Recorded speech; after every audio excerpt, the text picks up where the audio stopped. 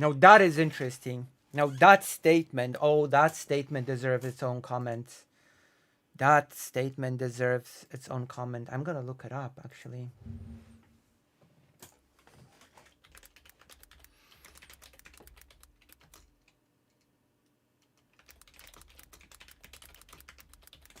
Jesus, okay.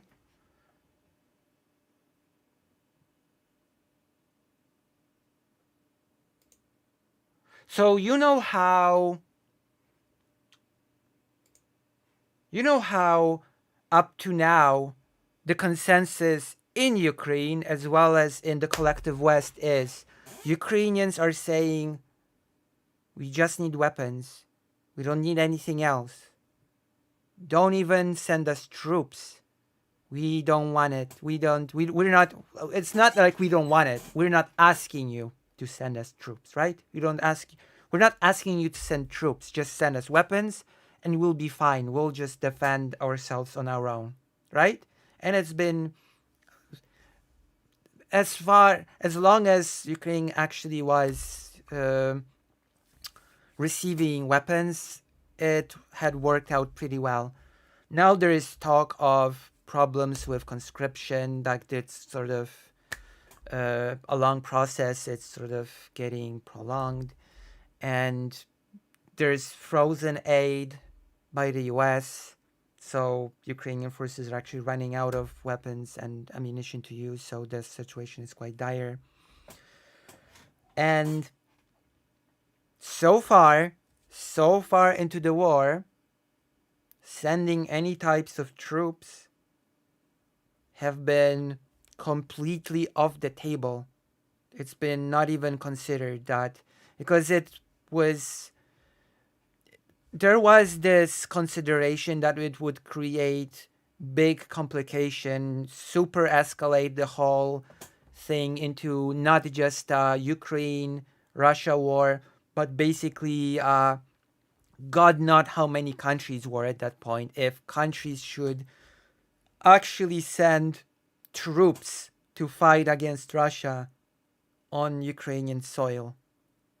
And then there probably is fear of eventually nuclear escalation should more countries get involved directly by sending troops.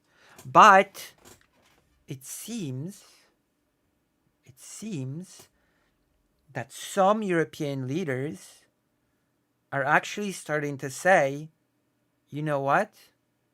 We actually shouldn't exclude this sort of solution. We actually should not uh, rule out sending troops to Ukraine in order to win this war.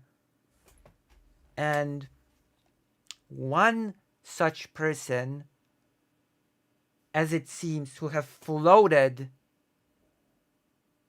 the idea of sending troops to directly engage in combat in Ukraine is Francis Macron. He says sending troops to Ukraine cannot be ruled out. So there's been some interesting shifts in the attitude of the West as of late. First, pretty big shift that's been happening recently is that decision that when Ukraine receives F-16s, it will be able to strike Russia and it on its own territory, attacking targets, military targets. And before that point, the West has clearly said you may only use the weapons provided by us to defend yourself and nothing more. You cannot really counterattack and attack Russia proper. That is not something that we allow you to do because, again, of the fear of that escalation. But now, things are getting a bit more, I guess, desperate. Like, there's actually a chance that Russia might, at the end of the day, do well in this war, especially since, again, the US is freezing aid to Ukraine, so things have gotten a bit tense. And so, France's president Emmanuel Macron said on Monday there was no consensus on sending troops to Ukraine, but the subject could not be ruled out. There is no consensus at this stage to send troops on the ground, Macron said after hosting some 20 countries allied to Ukraine. Nothing should be excluded. We will do everything that we must so that Russia does not win. So the question is Europe actually willing to follow up with such a statement?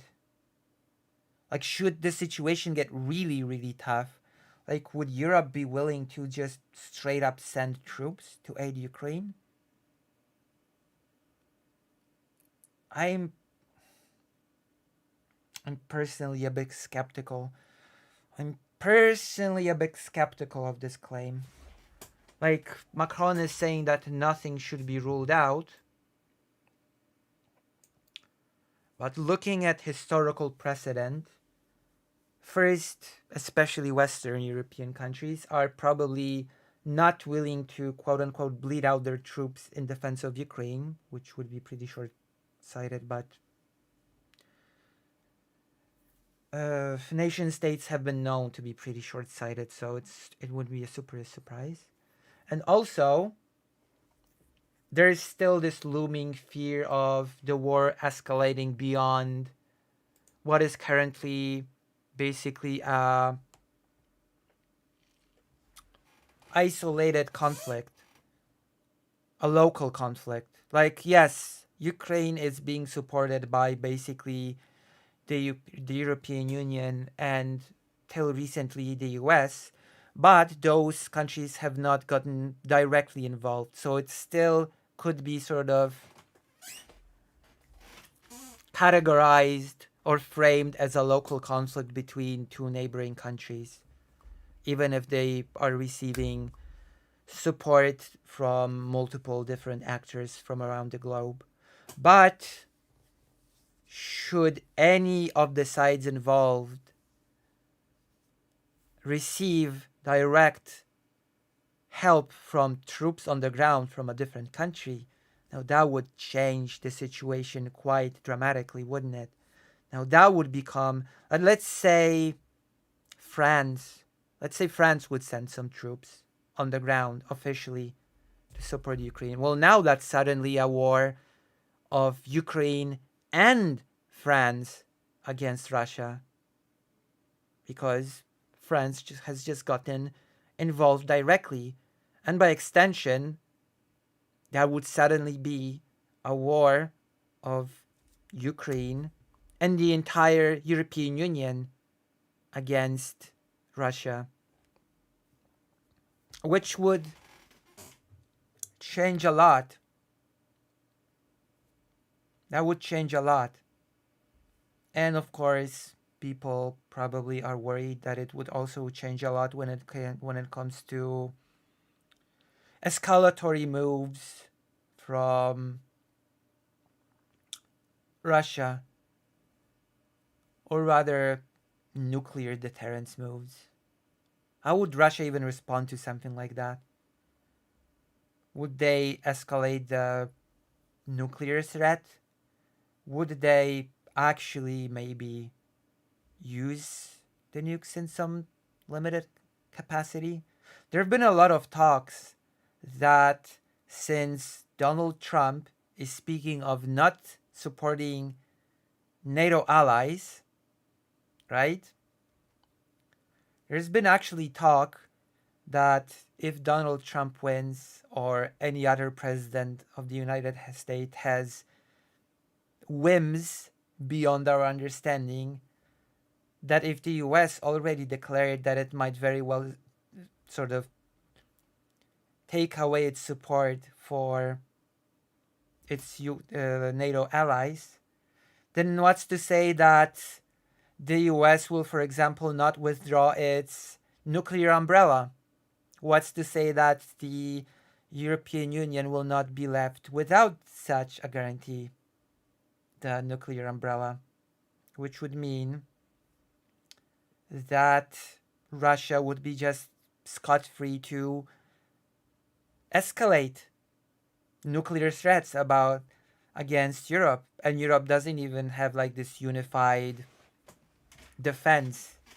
Like France has nukes, but there is no guarantee that France will extend an umbrella over the rest of Europe, such as the US is sort of has this policy of a nuclear umbrella.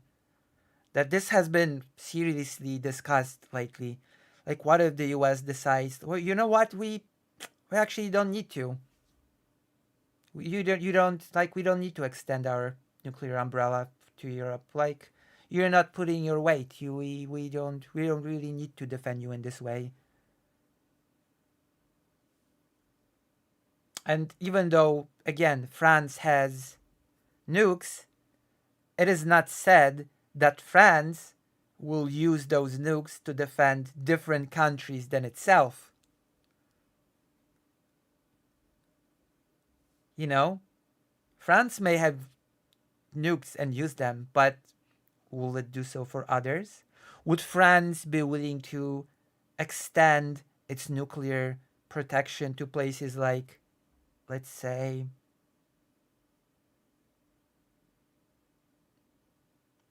Eastern Europe? I'm gonna be honest, Eastern Europeans are very skeptical about whether or not France would be willing to use nukes in, for example, defense of places like Poland. I've been reading some magazines that are sort of like within the scope of the Polish mainstream media. I've been reading some opinion pieces. And I gotta tell you, a lot of people are very, very skeptical about France being willing to defend places like Eastern Europe, especially since historically Eastern Europe, and by that I mean specifically Poland, has been betrayed by France, and that memory remains. That France, when push comes to shove, has already abandoned Poland historically. So that's also a consideration. And then there's been this idea thrown around that maybe we should prepare ourselves for the worst case scenario. Maybe we should be prepared that the US will just throw away the umbrella. They will not protect us. So maybe Europe actually should get more nukes. Maybe Europe should buy nukes from the US and distribute them through Europe, through the European Union countries, which of course is considered very complicated and very unviable. At the end of the day, many people came to the conclusion that maybe the best course of action is for Europe to just concentrate on, for now, strengthening the conventional side of things. The conventional side of arming up. Like getting more artillery, tanks, etc., etc., planes. That maybe this would be like the conventional deterrent might be the better way forward than to suddenly trying to get nukes for the entirety of Europe. It has. It has. That's right. You're correct about that. France has reached out to Germany about that in the past and has been ignored. And apparently, now that there's this shaky situation with the US, actually, we have a reverse situation. Now Germany is saying, hey, remember that talk that we did about you sharing your nuclear program with us? Maybe we should go back to that. But now, France is apparently not as eager as it used to be about that. France is no longer as eager, apparently. So, When things were calm, Germany was like, yeah, yeah, whatever, France. We don't need your silly talks about nuclear deterrence and nuclear umbrellas and protection. We don't need that. And now that the situation is actually getting heated, Germany is actually like, you know what? Let's go back to that topic, shall we? Let's you know, it's been. Maybe we should talk about it after all. I think I've got it here even. Oh God, do I have it?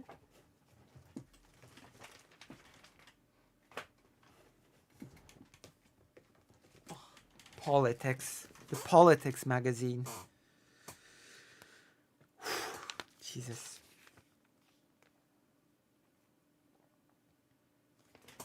Let's see. Let's see.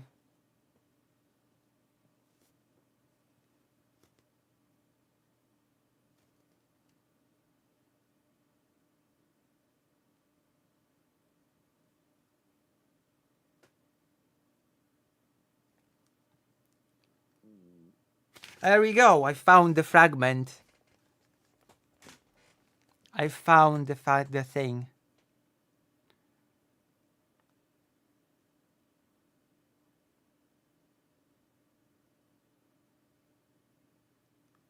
Here we go. Let's see. After the recent statements by Donald Trump about the return, let's go back further. Only France has a nuclear potential. 300 nuclear sort of, Jesus. Nuclear warheads. 300 warheads. But those warheads are for France, not for its allies. When in 2020, Emmanuel Macron proposed to a talk to sort of Europeize, to make the France potential more European, more broadly European, nobody was eager to enter these talks, especially in Berlin. The silence was especially deafening to the irritation of Paris. After the recent statement by Donald Trump, an appeal came from the German Minister of Finance, Christian Lindner, to return to that idea. We have to talk, but the experts on nuclear weapons are rather skeptical. Is this the holy grail of the European defense? In Munich, the chief of NATO, Jens Stoltenberg, did everything he could to cut the discussion about alternatives to the now current status quo, to the model of alliance. Yes, to cut. He did everything he could to cut out any sort of talk about alternatives to the current nuclear deterrence model, which is based on the US arsenal, which is based on the US nuclear umbrella. Once again, this is all about psychology. The more we talk about how to replace the US guarantees, the bigger the question mark is about whether or not the US guarantees are even worth anything. Although, if we keep getting worried about self-fulfilling prophecies, aka the US guarantees not being worth anything, aren't we closing ourselves to possibilities, to looking for solutions, which might be necessary if said thing would come to pass? So, there we go. There we have it. That's the situation right now that we are finding ourselves in. Very interesting situation. Hungarian probably even more skeptical of France due to the experience of French actors playing role of the reshaping of borders after World War One, right? So there we go. There are many, many factors here. Like the nuclear deterrence is one big factor, and the sudden shaky reliability of US support.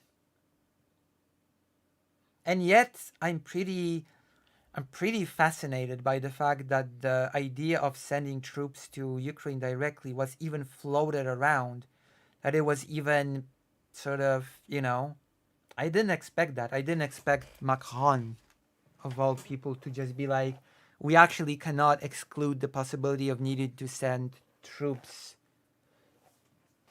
directly to Ukraine. Even if I'm very skeptical about that ever actually happening, I will say that it is very, very interesting that the thing was even proposed. So, again, if you've liked this little bit that I've just done, if you've enjoyed, if you're happy with what I've just talked about, then you know what to do. With the likes, with the buttons, with the all of the things. Macron is actually pretty hawkish. Oh, even hawkish aside, I'm surprised that the idea of sending troops to Ukraine was even mentioned. That is a shock to me. That is a shock to my system.